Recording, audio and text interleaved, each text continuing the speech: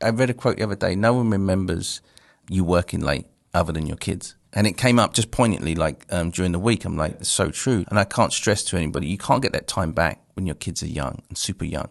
And it's such a special time. It really is. Like, you have to have time for yourself, because you have to have time for reflection. You have time for growth personally, right? Spiritually, all those things. And all of that went out the window. It was just work and building and career and success. And, you know, things had opened up for me. And I was like, wow, there's an avenue here. And then I look at my wife and my kids, and they're growing a little bit older. I'm like, I kind of stopped really pursuing that, because I felt like I was losing the time.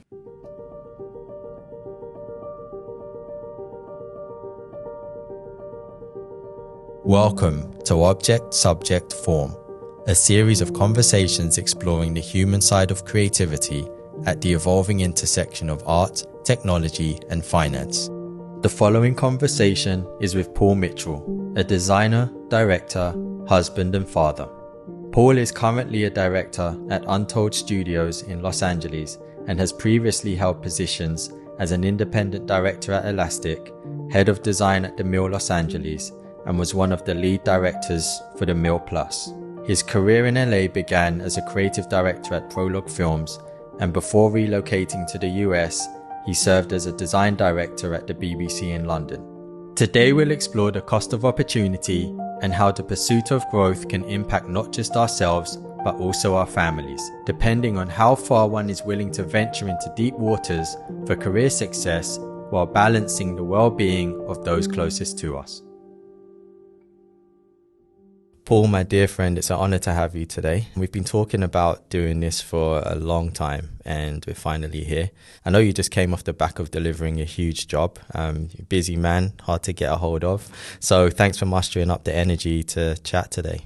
Well, first of all, Si, thanks. It's an honor to be here, and it's so good to make this a real thing. Again, pleased and honored to be here, and thanks for that lovely introduction. It was interesting to hear all that as you keep going forward, and kind of we're looking back, and today's kind of about looking back too, and just stepping through some of those things, those life choices. And I think that's just a really interesting conversation to have today, so thanks for having me. Yeah, well, thanks for coming over to chat. And your story is, I think, out of many people that I know, particularly in our field, your story is one that is very close to my heart. We met at a very significant time in my career in London at the BBC. Mm-hmm.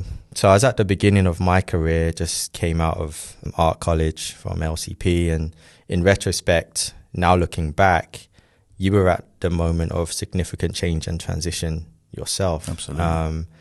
So anyway, more on that later in our conversation, but to begin with, I'd love you to share your story of how you first became interested in design and filmmaking, and what were some of your early inspirations or influences that led you to pursue a career in television?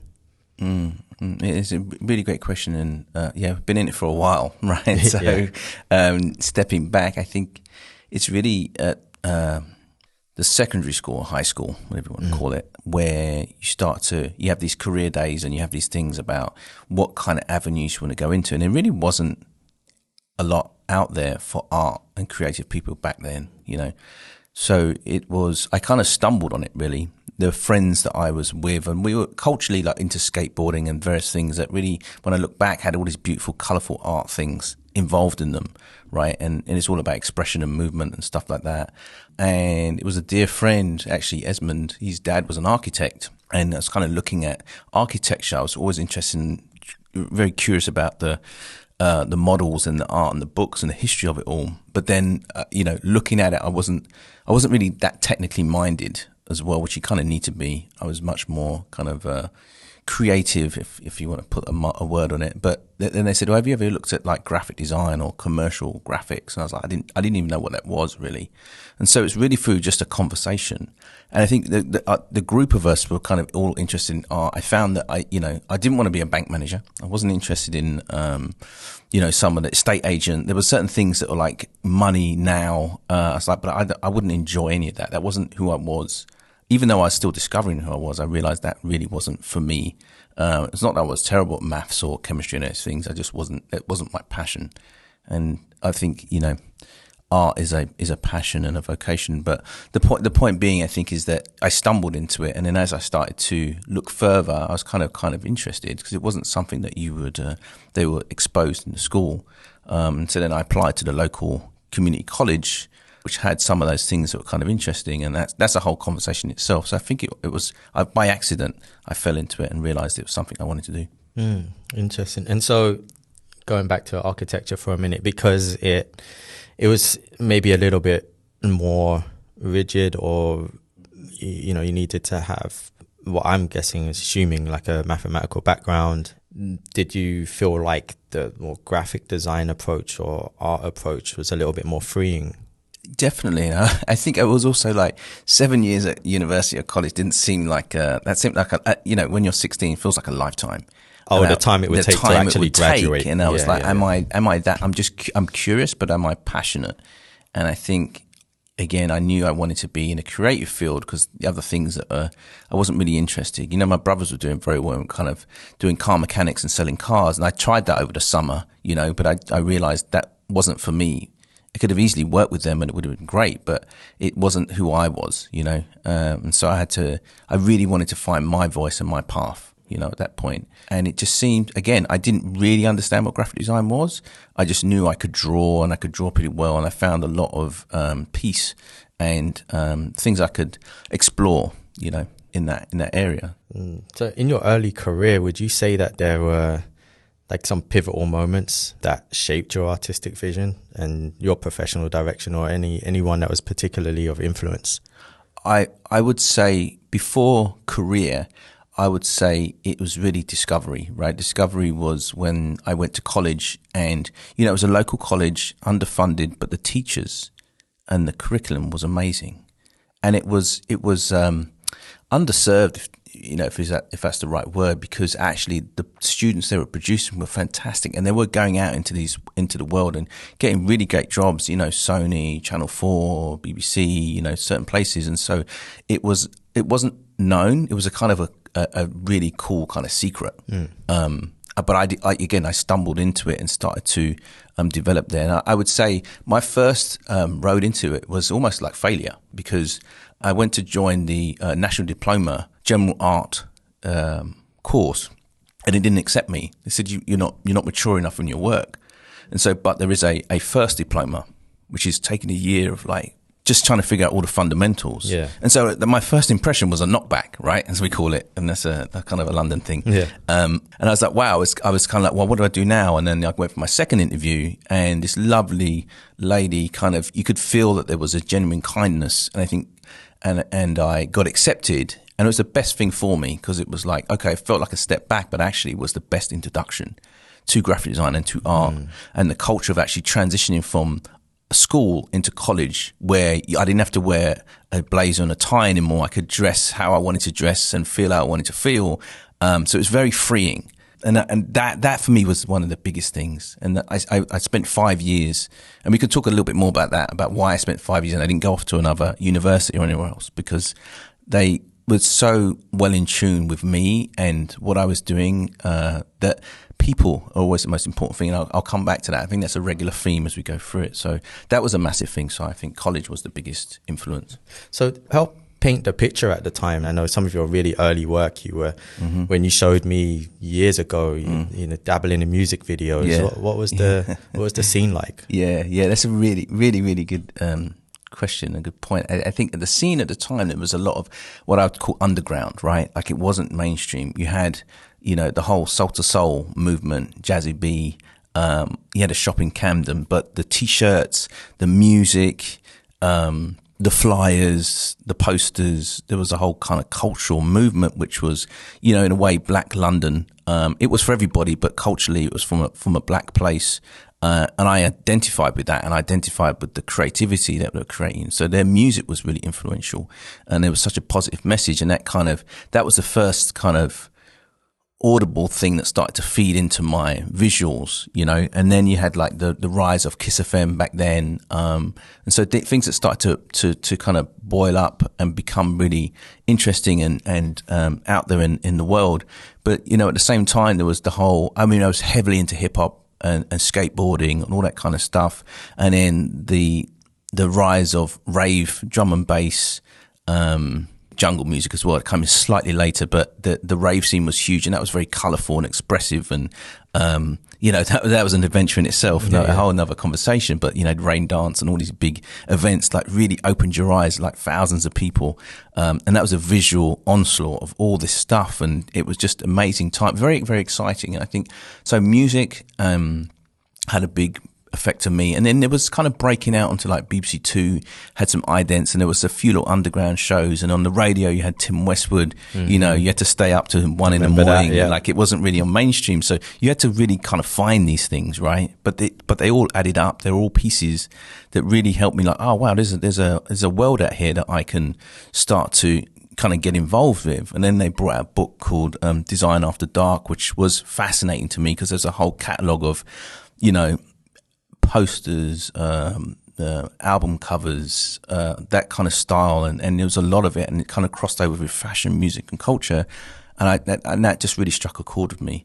So yeah, that was one kind of the basis of it. So, what would you say were some of the unique challenges at that time too? You know, being in college and trying to break into what we would say is a career in design. Or a career in television at the time. I'm interested to know like how you were influenced to move in that space, and how you actually arrived at your first gig. Yeah, totally. I you know, from the very top, without my mum and dad's support and guidance, I wouldn't have done any of this, you know.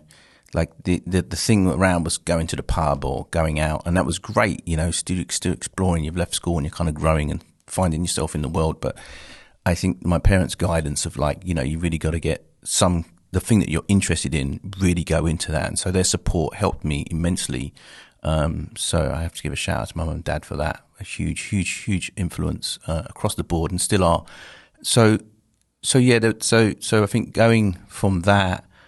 And the challenges were just kind of understanding the craft, right? And understanding the medium and where I could fit. So everything was quite abstract and nebulous until like my second and third year, when I started to really understand and kind of embrace it and go into like art galleries and museums and, you know, really seeing there is a history to this. The photographer's gallery, Tate Gallery. There wasn't Tate Modern at that time, but there was a lot of modern galleries as well that I started to kind of get influenced by. And I think it was really investing time, like seeing how that works, as well as the relevant stuff like the music and the cultural things at the time and the past, and then trying to apply that to my work. And the challenge was really understanding what a brief was, right? And understanding what it meant to kind of communicate something, because you can make stuff but not really answer a brief.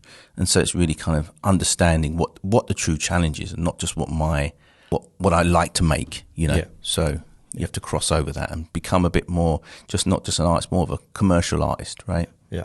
And how accessible was it? Because, you know, you spoke about the music around the time when you were in college, and the art and the culture, and, you know, you have to kind of seek these things out as well. You have to have an interest. You have to seek these things out. It's not like today where everything is really in the palm of your hand. You have to actually go and find these things. How accessible would you say information was to you at the time about how to start to pursue your creative journey?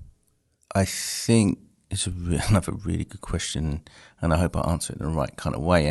I think you're right. You have to seek these things out.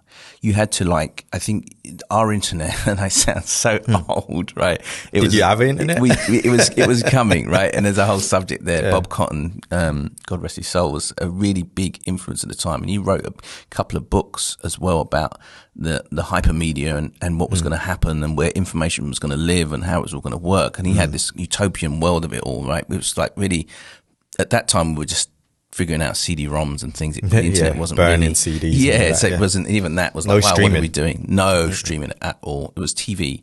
And so you found yourself, what was good though, and I think people have to remember, and I think it's good, you have to go to the bookstores, right? You have to go to, I'm so fortunate, I lived on the doorstep of London. I'm in East London, so I could go into London and make it a part of my weekend, go and get Face magazine, ID magazine, pick up whatever was around, Dave Carson, Neville Brody, just picking up that you could see there's people out there that were stars like of that kind of, that style of work.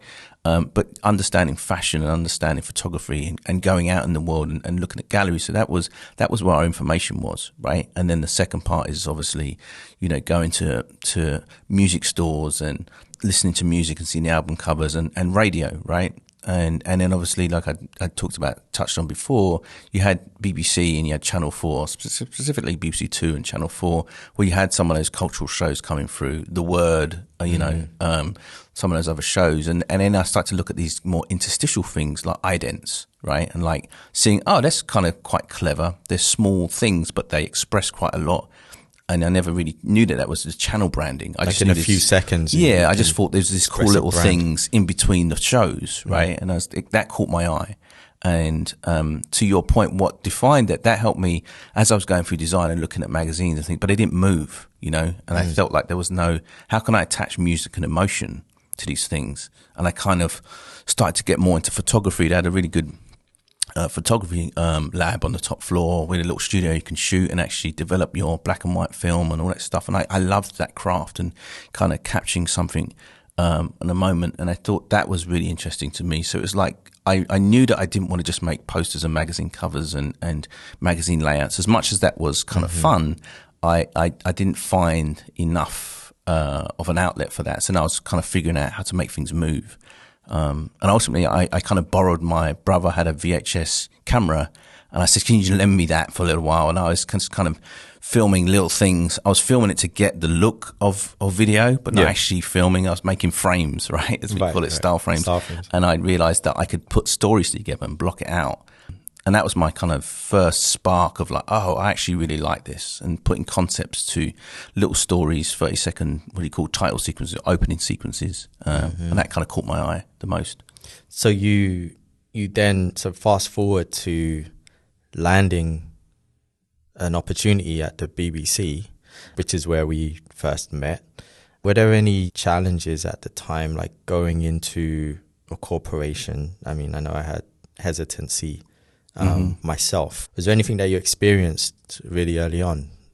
Yeah, no, definitely. And I think it was the tutors and the lecturers at college were really supportive. And the group of people, you realize the culture in there was very eclectic. You had, black people, Asian people, white people, a whole mix of, and it wasn't about their cultural things. That's what made it special, was the mix. And you learned so much more from other people and their perspectives that you might not have got from anywhere else, right? And I think the common grounding was experimenting and exploring creativity, and so that was amazing. And you found like-minded people of your age, and you kind of grew together. And so when, again, I was so fortunate to get an opportunity at my end of year show where I'd met Ethan Ames, the kind of head of the BBC design at that time, and he came down specifically to look at a few people's work. I was fortunate enough to be one of those people he wanted to come and talk to, because I worked really hard, and I figured out in my kind of third and fourth year, I was really into it, and I really put my heart and soul into it. And so it started to flourish in the work. There were some unique things happening. And so he came and saw the work and said, I love what you're doing. Would you like to come and, kind of intern at the BBC? And I kind of ripped his hand off in a way, because he gave me his business card. He said he was flying back to America. He'll be back in a few weeks, but we'll hook up a time and come in and see what you think. And so, I mean, at that point, I was like, wow, actually, this is turning from a passion and being a student into the real world. And that kind of changed everything. And I think going into the BBC, there wasn't really anyone in my age group. They were all older. There was a few people, but they were kind of sparse. And my first impression was, wow, I'm in a very big corporation. I've left a community college to join something that's world renowned. And you walk in there thinking, I see this on TV every Saturday night, and like, my first thing, as I've mentioned to you many times before, was I walk through the scenic department and see the Doctor Who TARDIS and the yellow truck from Only Fools and Horses, things that most people won't recognize, but they were iconic at the time. And I'm like, I've made it. I can't believe I'm here at the home of TV. Is that everything you saw? Everything I saw on TV was there, and I could touch it. And the Dalek was there as well. And it's probably important as well at the time to actually say there weren't many channels. No, that's right. There was five channels, 4.5. I mean, Channel 5 was still just flourishing. Yeah.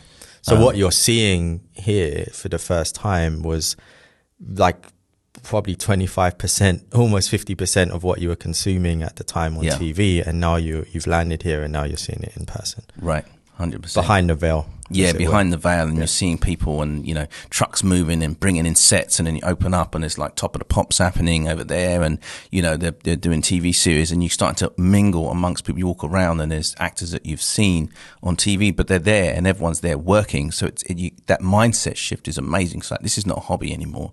Like, I'm getting paid to do this. And I think that was one of the biggest things. And then obviously, you know, we haven't really talked about it, but being black and joining a corporation, that's a bit of a mind shift too. Like I was saying before, that, you know, there's a lot of culture mix in the college, and that was on purpose to get that sense of understanding. And then you go somewhere where it isn't like that as much, right? And so there's an age difference and there's a culture difference. There were a few black designers. There was Morgan and Everall. Shout out to those guys, and they kind of took me under their wing. But Morgan he was actually here in America at the time, and he came back, and you know, but there wasn't really any of that culture from the black side of things. But I had a great senior designer, Charles McGee, and Ellen Monaghan and Hugh Hatfield and people like that, who were my little group that supported me and saw that I had talent, and they kind of really nurtured that, and it was really, really great. So that, I think they had a big influence on my soft landing, I think, in a corporation as big as that. Yeah, you need that. I remember going back to when I joined, and I was only there for, probably 4 weeks before moving over here. And Richard Acton, lovely guy. Yeah. He really made me feel welcome. And there was this kind of like, you were mythological. It's like, yeah, you know, Richard's saying you got to meet Paul Mitchell. You weren't there for probably quite a few days. You were probably off in Soho doing the post-production on something you had shot. And I remember the day you walked in, I was like, oh, like this guy, okay. I remember it was like a sharp white shirt, and you came in your sunglasses, and you had a presence, like you had a confidence, you definitely had a walk. And it was really inspiring to see someone who looked like me, probably from a similar background, in that position. You were design director, you had just come back off set. I remember I think you did the promo for Silent Witness. And you're like, come and have a look at this. And you showed me on the screen. And I was like, I want to do this. Like, it was live action directing. And the thing looked like, you know, of course, extremely well shot. The same cinematic eye you have then, you've carried through to today. Thank you. And yeah, it was just an inspiration. And I think it further fueled my passion for filmmaking and how to incorporate graphic design sensibilities into film. And so, I remember that very much, almost like it was yesterday. I still remember what you were wearing. That's amazing. And I think that was a jump. That's kind of, I'm at that point, I'm 11 years deep at being at the BBC, which sounds like a lot of time, but there were so many things I'd done up until that point. And the walk that I had, I was busy, Si. I was moving because I was busy. It looked like some swagger, but I don't know. It was a busy walk then. Because I was, again, so so it's a positivity and the excitement of the work and discovery and curiosity of like how it turned out, and you know, that still holds in my heart, and so that carried me through. And I remember, we can talk about how I got to that point as well, because there's a journey to get to those kind of trusted positions to go and film with talent, the TV talent and stuff. So that was kind of years in the making. But on the flip side, I remember seeing you for the first time, and Richard was like, oh, you got to come meet Simon. And I saw you, and I was like, oh, first of all, he came in with some shoes. He was wearing some shoes and he had some style. And I was like, this kid, at the time, I would say, because I was a little bit older, we're very close, but I would say this kid's got some swagger too. Like, okay, I see something in him that I see in myself. And so when you find like-minded people, you kind of connect, right? And then I started to look at his work, and then I took a step back. I was like, wait a minute, this is really good. And I'd heard that you're one of the bright students who come out of the school, and you'd been talked about. But again, like you say, I was in the middle of Soho getting things graded and doing my thing down there. And so when we did meet, I was taken aback at the sensibility in your work, the maturity in your work from a student's perspective. It wasn't rough around the edges. It's like, wait, you could quite happily put this on TV or in front of a film, because it was a film title you'd done. And I just thought the typography and the layout and the movement of the photography that you put together, like, this guy's serious. It's like, this is beautiful. And so we kind of connected and we talked. And I think not only was the work good, you were just a good dude, like talking to you. And it's like, he's really got his head screwed on. He's got purpose and he's got a vision already, which, I would argue that I had a purpose and I had a sort of vision, but yours was really strong. You were like, yeah, I love doing this stuff, and I'm going to LA. I'm like, wait a minute, you just jumped the line, because like everybody was like, we want to go to America, we want to do these things, and there were different people talking at that time of like wanting to grow. I'd got to the point where I'd really invested a lot of time in business. It was great, but you were like, nah, I'm because we wanted you to stay, we wanted you to be part of it, and you're like, nah, I've already got plans, which was shocking to us all. It's amazing. I remember that I was a little nervous because I did start knowing that I wasn't going to be there for long. Yeah. But I remember telling Richard, look, I have this opportunity and, thank you for bringing me on board. Do you mind if I just see how it goes for a month or so? Yeah. And I remember, like, he was saying, LA or the BBC, he's like, get out of it. He's like, go to LA and pursue your passion. Totally. Right. So, very thankful for that opportunity. And it was a very short amount of time, but met some great people, of course, met you. Mm-hmm. And now, I mean, history sort of developed from there in terms of our friendship. And I think when I had that offer from Kyle to come and work at Prologue in LA, I remember talking to you about that, and your eyes kind of lit up, and I said, let me take your reel with me and give me some time, because I don't want to I can't just show up there and say, hey, bring my mate as well. 100%. Yeah, to go check out for yourself. Yeah, and see what it's like. So definitely needed a bit of time to do that. But I remember your reel was on my desk, and I was just waiting for the right time, and needed to get my own respect 100%. there as well. 100%. And graft. And I think it was probably the best part of a year. Yeah. Before then showing him. And what I did appreciate about you too is you weren't pushy.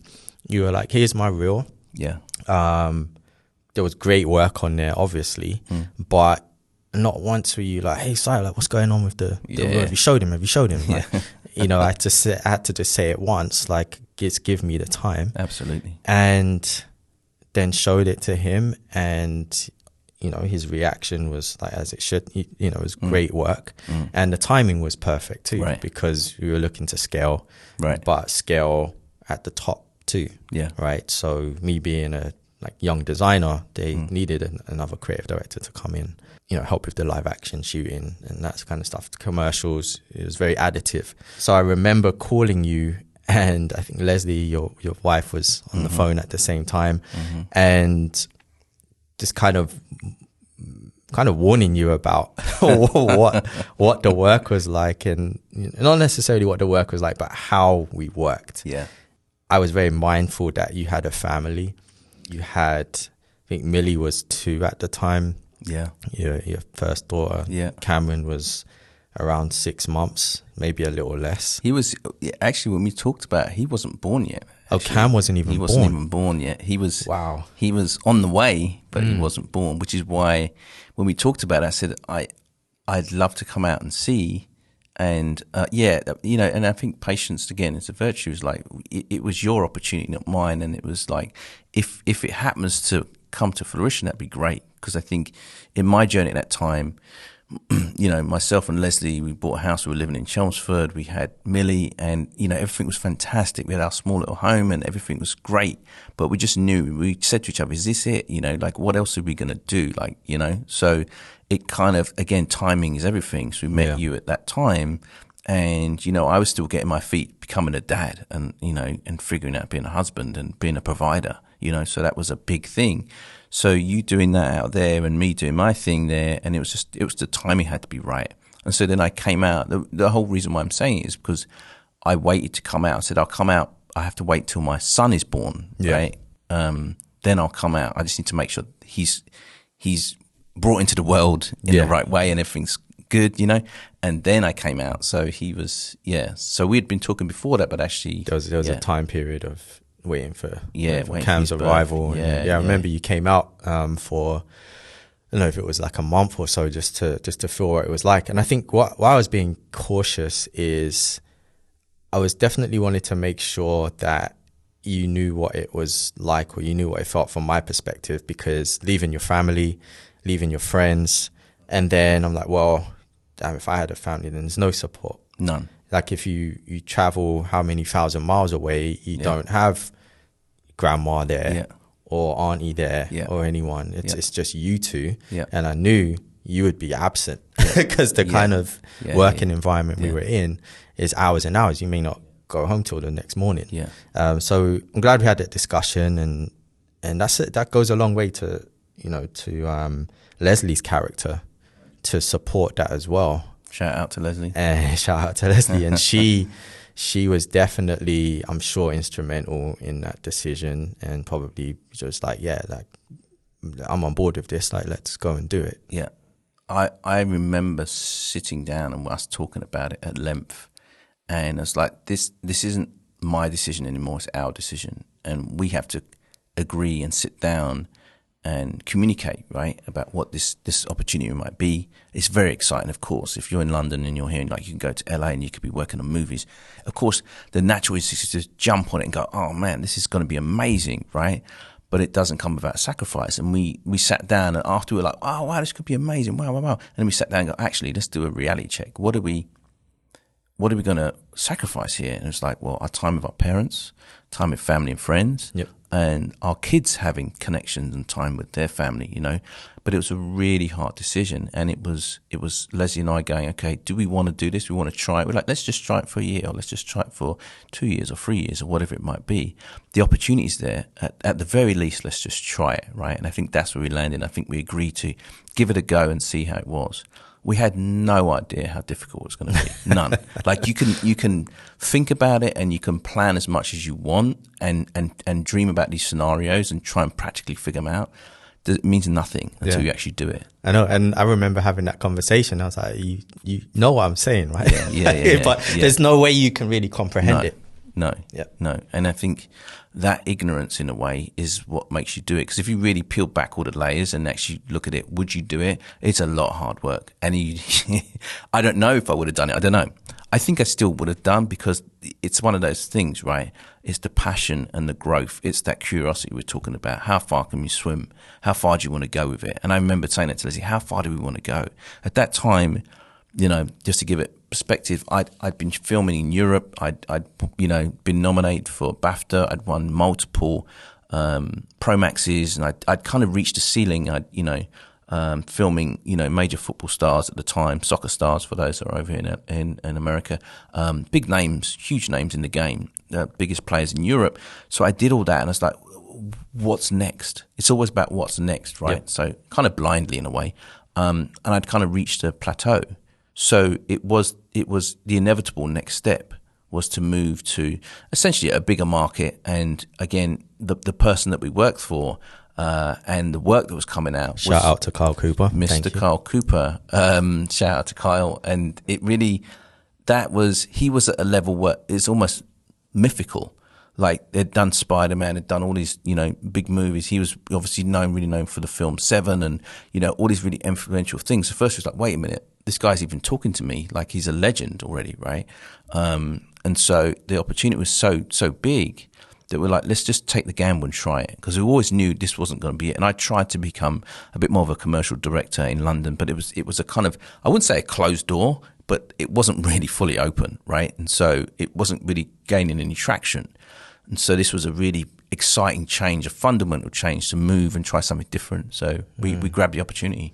What were some of those challenges that you did face relocating with young children? Like, and how did you adapt, and how did your family adapt? Or were you pretty much just going with it and exploring it and kind of winging it, really? I mean, it kind of doesn't matter what strategy you have until you get here. Yeah. You have no clue. So we knew that obviously getting everyone's passports and figuring out where we're going to stay. And, you know, we had a corporate apartment for a month, and then figuring out where we want to stay from there, and logistically not being too far from the company, because we didn't know the area, right? And I just spent 12 and a half years traveling back and forth from the London Underground. You know, commuting was a big thing. I was like, if I'm doing this, I'm going to work this hard. I definitely don't want that commute, because that's a massive time.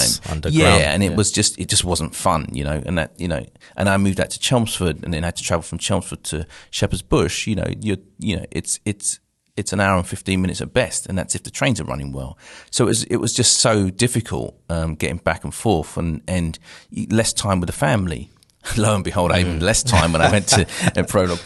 But I would say that the convenience of being closer was a big thing, right? And not knowing the area. So the strategy was being close to work, and then figuring things out as we go. Like, we had to find a nursery. They were still quite young, but kind of figuring out where the nursery was. I think the biggest thing was finding a dentist, getting a doctor, finding out all those things that you kind of take for granted, the driving license, the test, you know, driving on the other side of the road, factoring all these things in. And people forget that, you know, the UK and the US are similar, but they're not the same.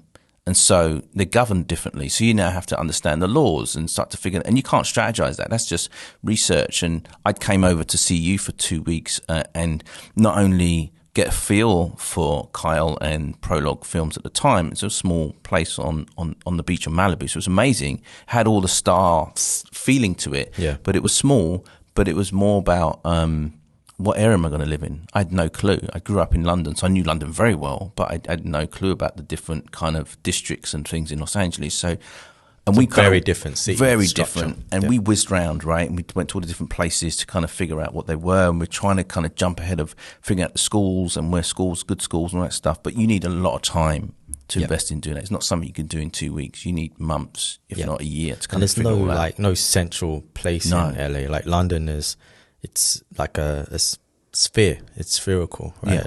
Yeah. So the middle of the circle is the center, and LA is very different. It's multiple small cities within a city, so it's very difficult to know where you want to be, and each city has its own style, its own vibe, school districts, everything else. I mean, that seemed like a headache at the time. And to put your point, what was the strategy? The strategy was we had to start again from a clean slate.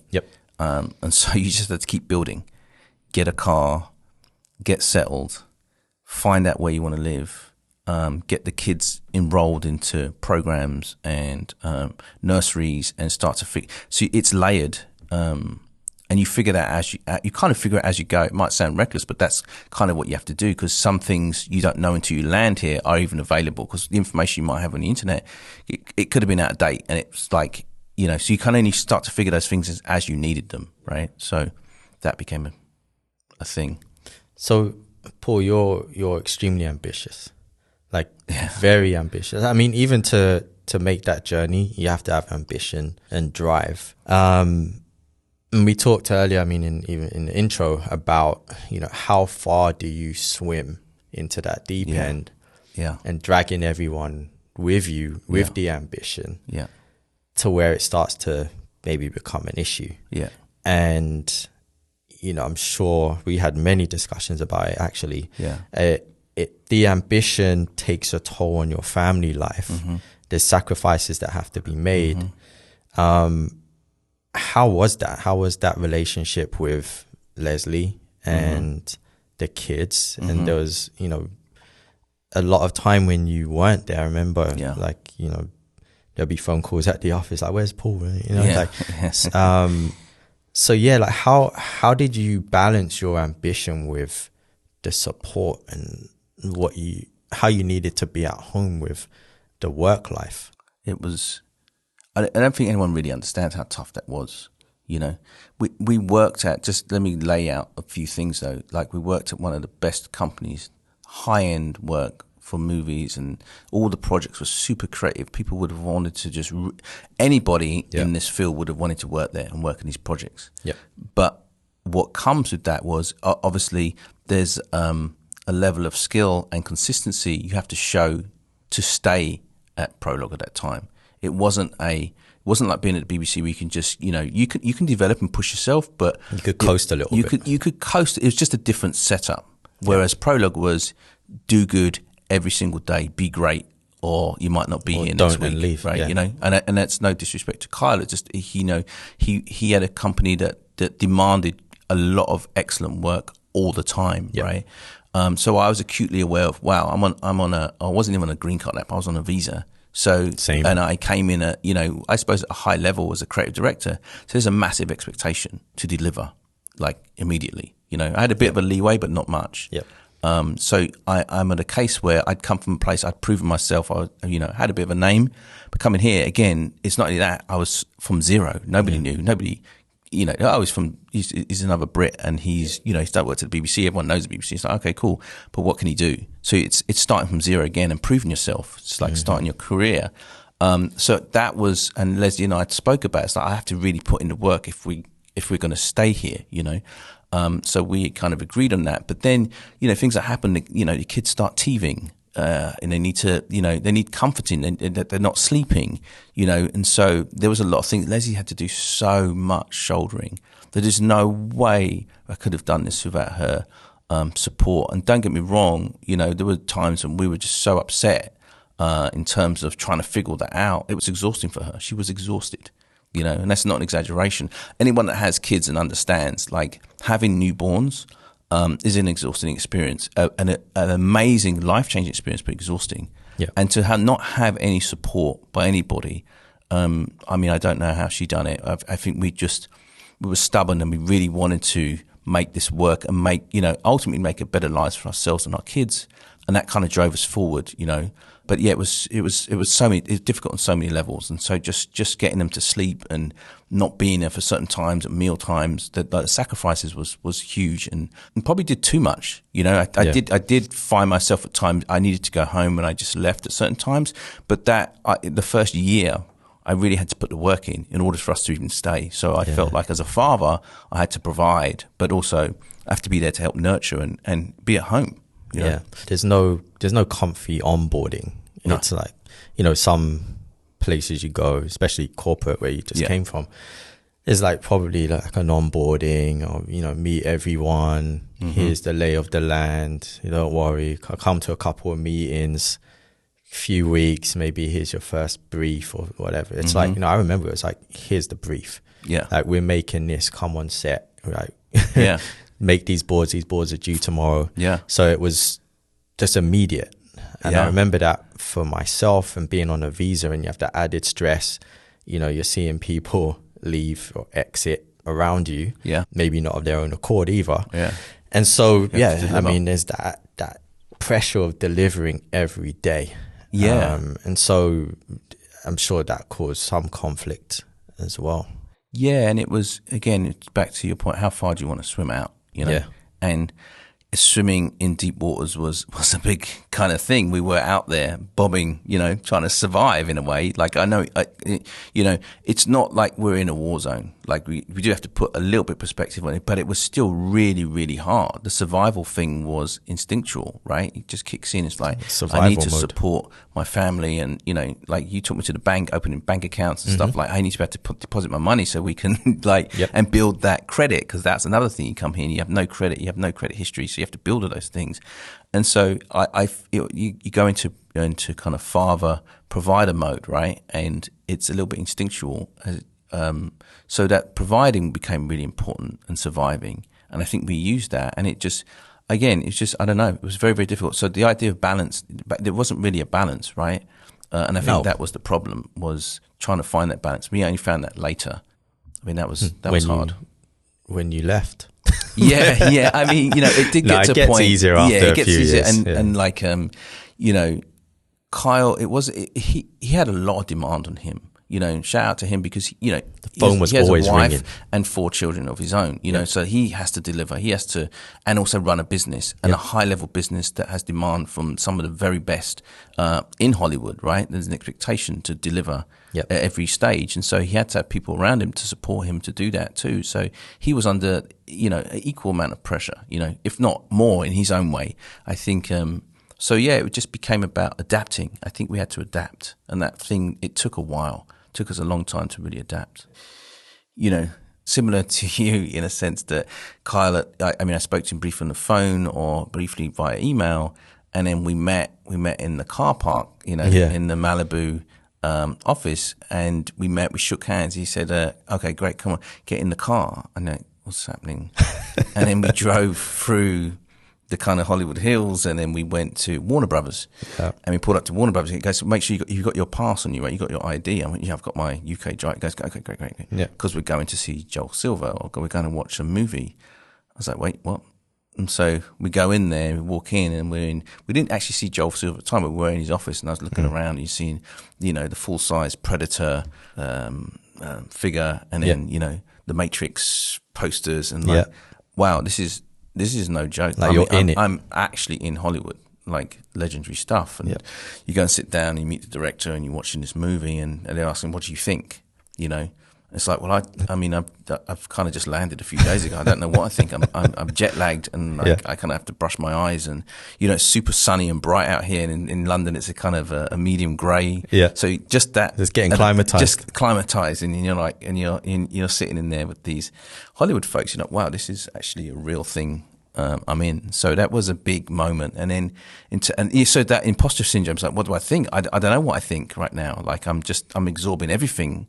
I'm looking at the posters on the wall. I'm looking at, the WB logo, and I'm in what I've seen in movies. Like I'm actually in backstage on these big feature film studio settings, right? Where big movies and decisions are being made. So you're asking me about my opinion, and so then you have to kind of go button up and go, okay, like I have to buckle in and like really, prove my point. I know what I'm talking about. I know what I'm talking about. And so you quickly have to switch it on, and start to think. And it just all comes flooding back. You think about your process and your concepts and all the teachings that you've had. And at that point, I'm kind of 12, 13 years deep in experience, but in England, not internationally or feature films. So, but you have to go on your instinct, and you have to believe in yourself. And in that moment, you suggest things, and you go back and try and figure it out. And he goes, okay, now we're going to come back, and like I want your thoughts on these things that we're coming back into the studio with. And it, again, it happened to be Superman. Like it's.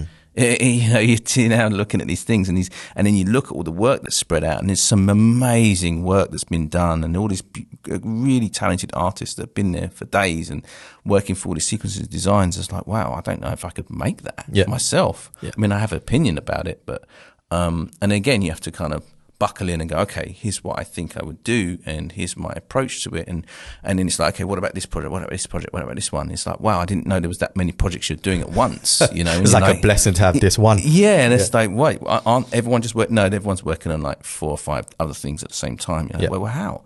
You kind of have to figure out how. You'll find out how. It's called hard work, and. But it was prolific, and I think that's the word for the studio. Everybody was prolific. You're like, wow, can I go at this rate? Am I amongst people that I can't keep up with? And I'm coming in as a creative director, so it's like, whoa, I'm coming at a senior position. Everyone's looking at me to kind of turn it on and kind of bring something to the table. And I think that was the moment. That's kind of like, swimming with sharks is like, I'm in at the deep end. I've dived in, and it's full throttle from day one. There's no time to settle in, and so it charges you. You're like sink or swim, right? Yeah.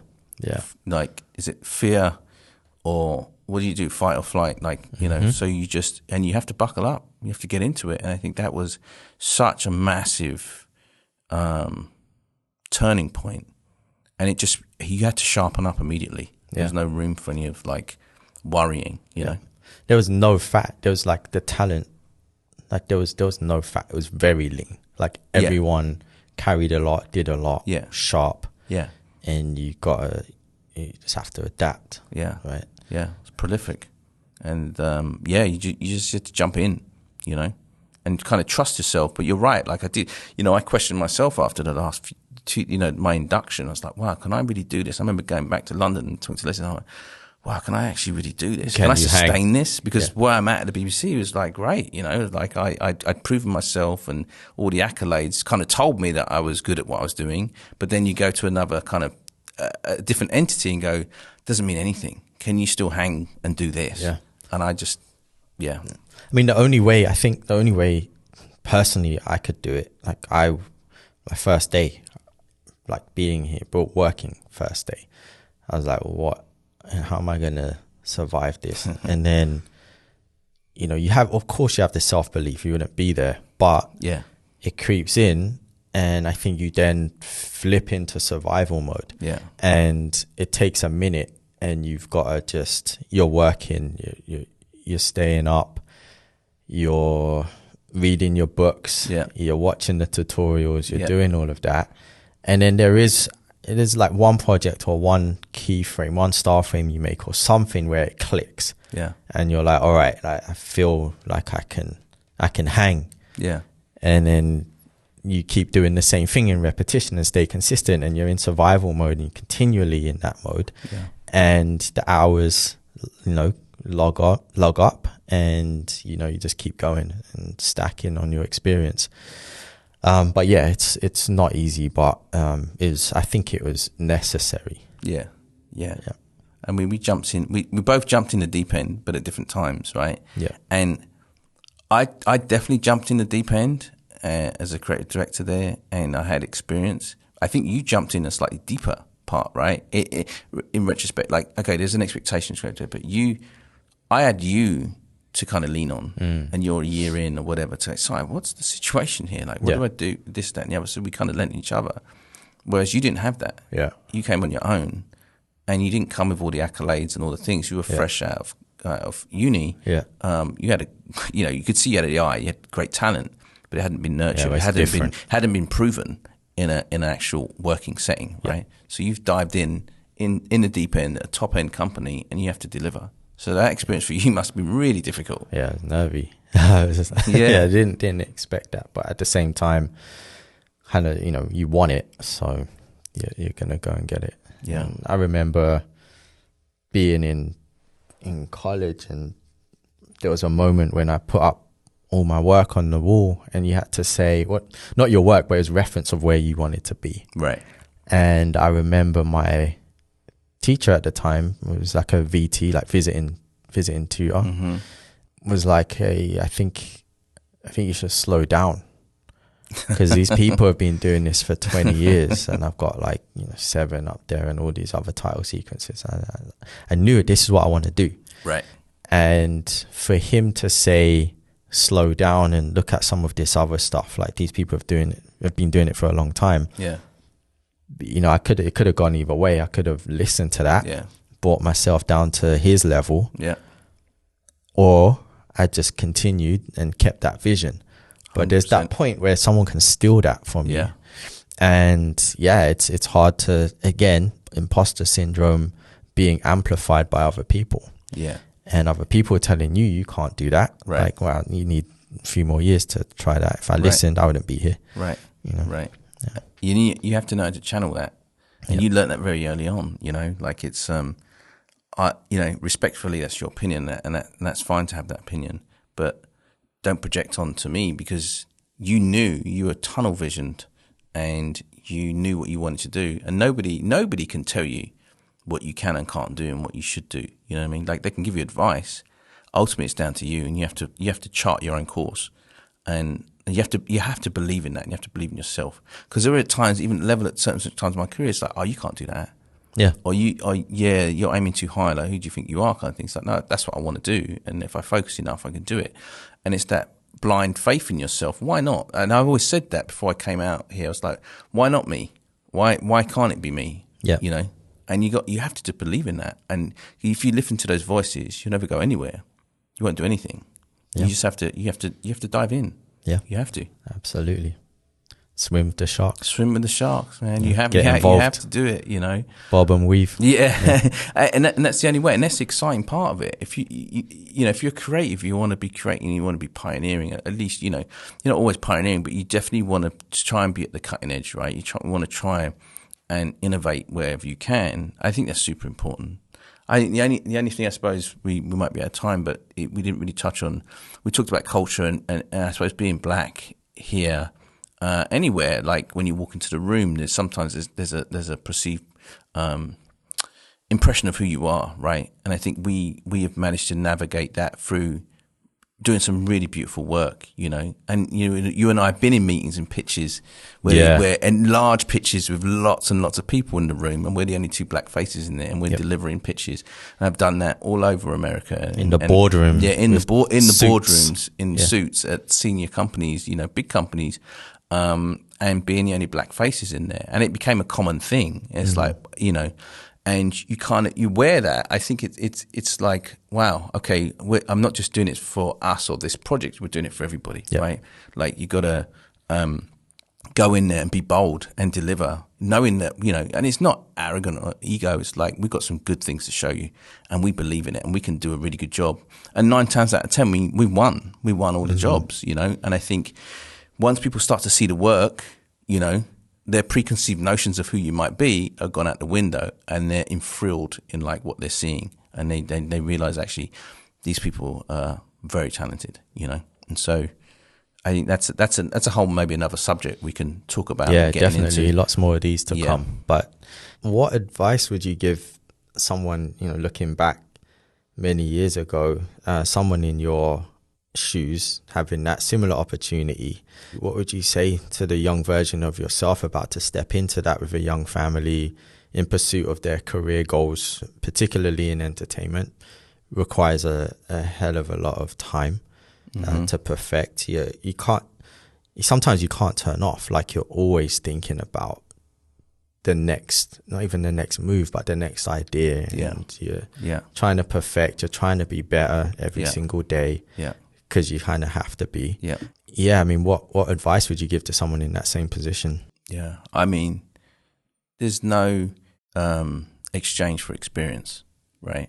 And so you have to really want it, right? It has to be something that you live and breathe with and being passionate about, and like people understand, like truly passionate about it. And it's not a 9 to 5 job. It never has been. It has to be in you as a creative to kind of keep thinking and being inspired. And so I think it's in you. So if you really want to do it, go for it, because you get nothing without sacrifice, really. You know, I know it sounds a bit extreme, but there's some kind of form of sacrifice. And you hear it all the time when you hear of like successful people and how they got there. It's never an easy road. It's never a straight road. And you just got to have that determination. You just got to want to do it. You know, and I think there's no substitute for that. Even talent is kind of secondary to the want and the desire and the passion to do it. Of course, you have to have talent, because if you're not any good, you're not going to last at all. You're out. But it has to have that. You have to have that fire in your belly, and I think that's important. And communicate. And if you have a partner, I'm just very lucky that I have a partner that understands creativity and what it takes, and she's creative in her own way. And you know, we bond over laughter and food and music and film, and so it's kind of in us as the DNA of our kind of relationship as well, right? And so it's baked in. She understands you. She understands me. And and again, she had seen me at the BBC. That's where we met, just to give context, so that she had already been around me working late and going, okay, I've got to deliver this stuff because it's going to go on Match of the Day or Grandstand or whatever the sport, or Tomorrow's World, or whatever the thing is. She's like, oh yeah, you know, because she was around it, which I think was a massive thing. She saw how hard it was to kind of do those things. And so we had a grounding, and she saw me do like you'd mentioned very early on about music videos, and I'd gone off and done a few music videos at that time as well, kind of trying to develop my directing skills outside of a title sequence or a small piece, like a 2-3 minute kind of music video. Shout out to Mark Waters, and we collaborated on a couple of those, and they were great. It's very exciting, no budget, but we just had a lot of fun making them and being creative. And she came to a few of those as well, so she saw that. and she saw me directing. And it's like, okay, he's actually pretty good at this. And she supported. So she supported 100% supported the vision, and that's the most important thing, you know. So it's very true. Like who you have beside you, and this goes both ways. Right. It's extremely important if you have, going back to that ambition. And if you want to start swimming in deep water like that, it comes with many sacrifices. Is there anything that you would change? Be home more. I would change that, because I read a quote the other day. No one remembers you working late other than your kids. You know, it's and I was like, wow. And it came up just poignantly, like during the week. I'm like, it's so true. Like, and I can't stress to anybody, you can't get that time back when your kids are young and super young.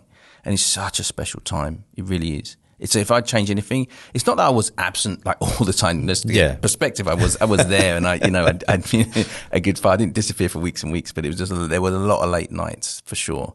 And if I could substitute that back and be with them more, I would, for sure. That's the one thing. At least there wasn't traveling on top of that. Yeah. Which I think would have tipped.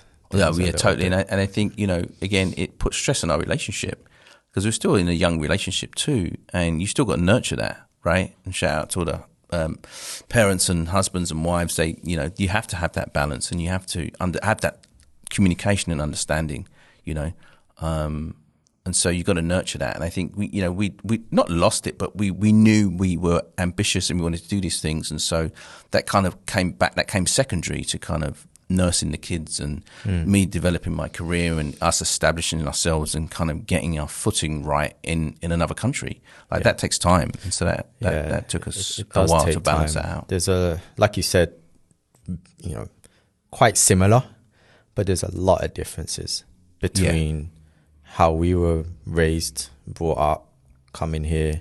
So a lot of cultural differences that you only discover. I think especially LA. I think New York is probably a little closer. But being out here, there's a lot. I remember definitely feeling like a fish out of water for a while. But you just, I think work kind of saved that a bit. So you keep your mind occupied and just keep going. Keep developing. There's nothing more sobering than going to a US government building and being like, actually, I'm not from here. We talk very similar, but I'm actually not documented here. So that's a very sobering thing. I still feel that way. I'm a citizen now. Start sweating when you're going through immigration. We went through so many of those meetings and so many of those things, and it was tough.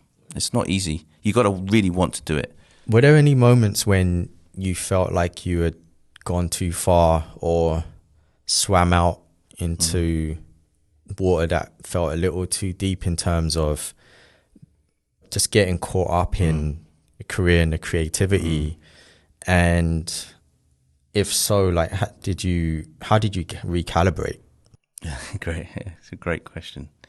I think there was several moments really, and I think that you get to a point where we're now in Los Angeles. We've now settled. I think we're in our second or third apartment at this point. We moved every year to kind of adjust, and so you're working flat out sometimes. Sometimes at weekends and all that kind of stuff, and you're starting to develop a bit of a voice, and I think that was a lot of the time. But then I decided, I wanted to make a short film, and I wanted to do these things as well, which really, you can only do it in your spare time, and.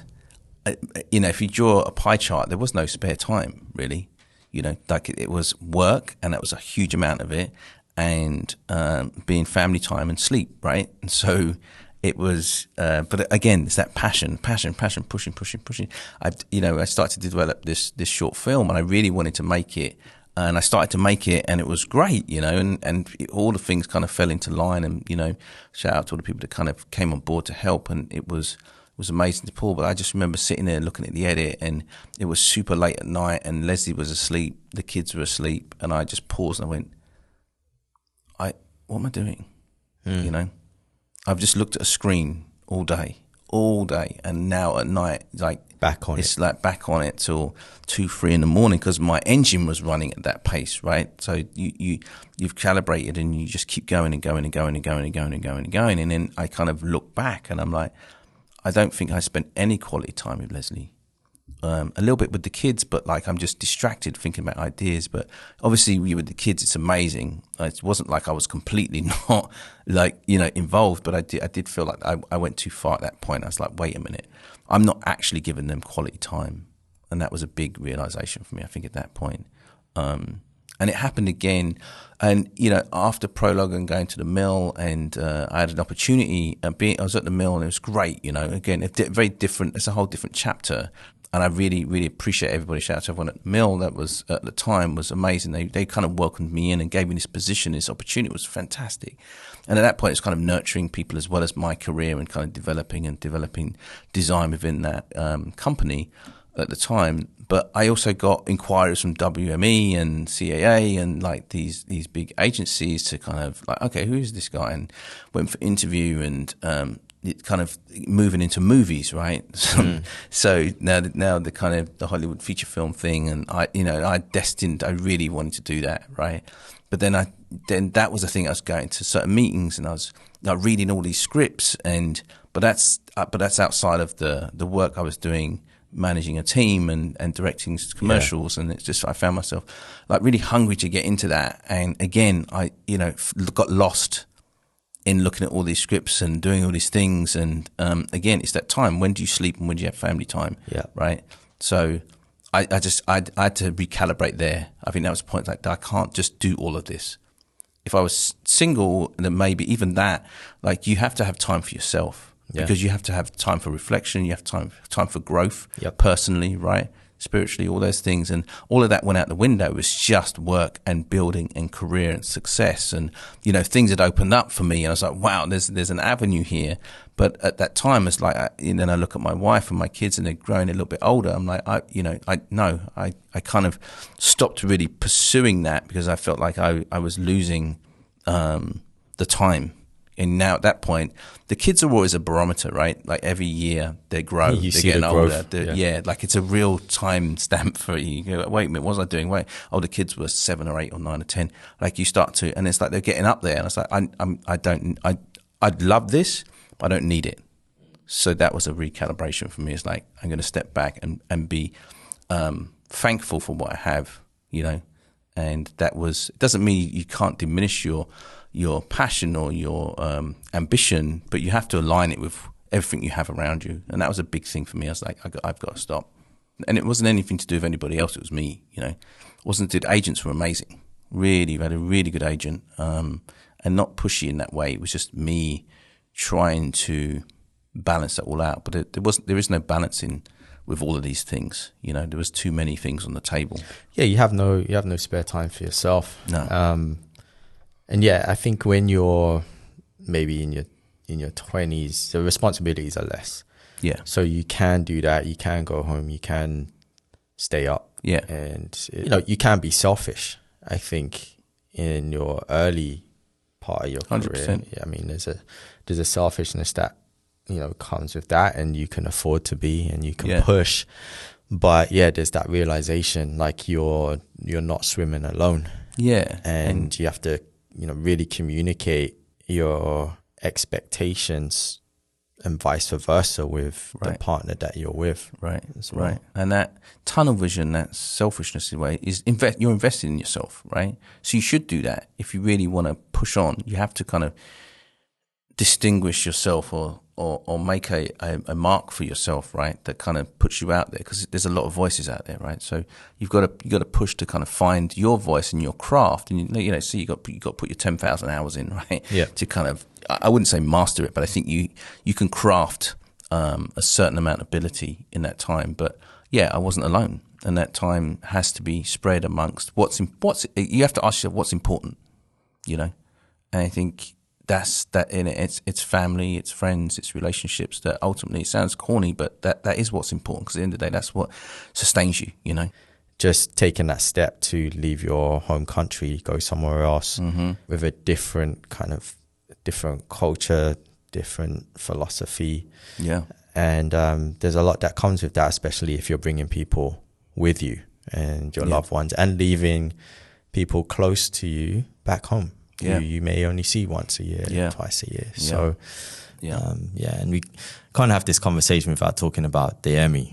I mean, what a full circle moment. I mean, in the beginning of this conversation, we were talking about when I met you at the BBC, and like really looking up to, like seeing somebody that, you know, was where I would love to be, and who I really admired that quickly. And, you know, somebody that looked like me and, you know, represented, I think, like very common values. Absolutely. And then to bring it sort of full circle and be on that stage with you was such a beautiful moment. It was kind of undescribable, like the shock actually when we got our names called up. Yeah, I mean, it was poetic. It was really, really special. I've had some special moments in my career. That's got to be probably the most special moment because of our relationship and our journey. Right. To actually step on that stage and win the Emmy, you know, after all this time working together, it was just poetic. It was amazing. And, you know, selfishly, well-deserved. I think we did some really amazing standout work, unique in many ways.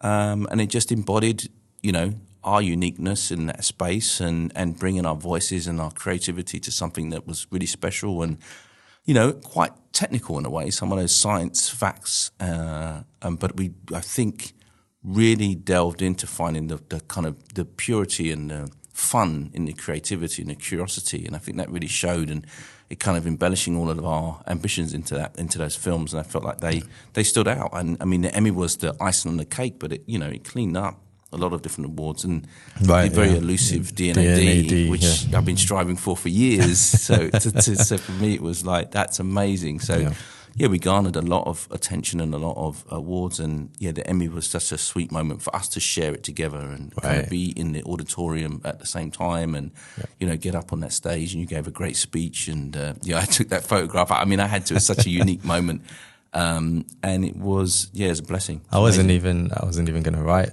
anything or think about it because the last time many years ago now, being nominated and going and putting on the suit or the tux, your name doesn't get called. It's like, being there and being nominated is a beautiful thing anyway. 100%. So I remember when we were driving up and you're like, hey, have you written anything? You know what you're going to say? I was like, I don't know if we're even going to win. So got the phone out and started to write a few thoughts. And so I'm glad you did that, because I think I would have had some stage fright doing that. Yeah, no, I mean, it's a real audience. There's a lot of people, and it's a crowd, and then, that's your moment. You have your 30 seconds or 40 seconds to really get everybody in and be in that moment. And it was funny enough, I was there the day before on the Saturday because Elastic were nominated and they won for The Last of Us, and I'd seen like, wow, okay, this is not get your trophy, walk off and disappear behind the curtain. There's a moment and you have to stand there and acknowledge it. And I felt, wow, if this is going to happen tomorrow, we got to be prepared. Prepped. Which great. I wasn't until that drive on the way. Yeah. So I do end these conversations with a question for everybody. Mm-hmm. And that is, what does it mean to you to be a professional creative? Wow.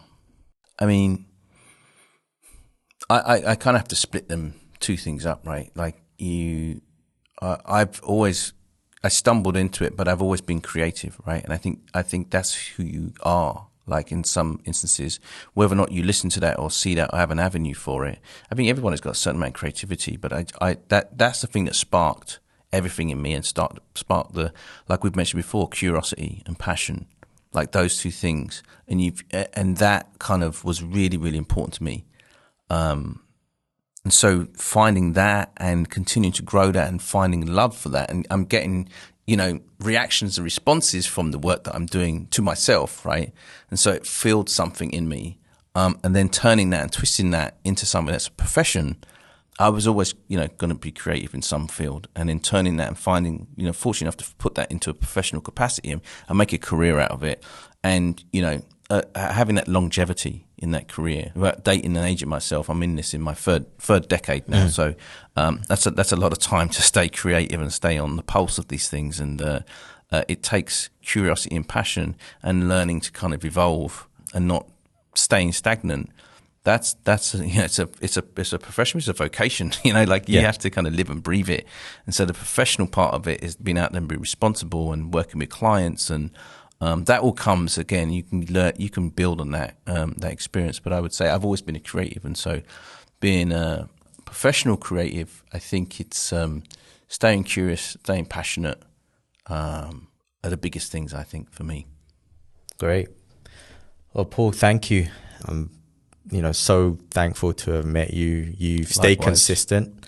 You're the same Paul I met 18 years ago. Still the same. Your reputation precedes you. Everyone I know who have worked with you has had a similar experience. Maybe don't have the same friendship we have. But I appreciate you, and thank you for coming on and supporting. I'm honoured and privileged, man.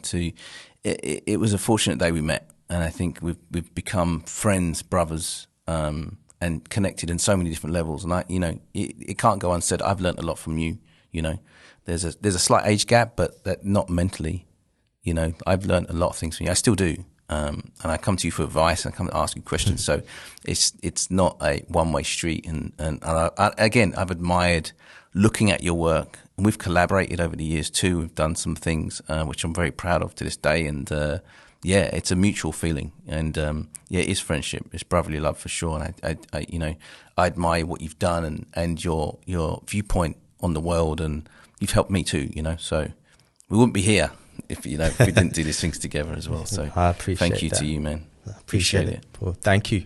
There's no question. Much. And I love your work too. So you need to check out Simon Klaus's work, because it is very inspirational. I look at it often and see a lot of creativity in that too, man. So shout out to Si and all his great work too. Thank you. Thank you so much, Paul. Absolutely. Appreciate pleasure, you. Love you, man. Love you too, buddy. Thank you for listening to this episode of Object, Subject, Form. Your engagement helps build a community of like-minded creatives as we navigate the complexities of our respective creative journeys together. If these stories and topics inspire you throughout the series, I encourage you to subscribe, share, and follow me through the links provided in the episode description.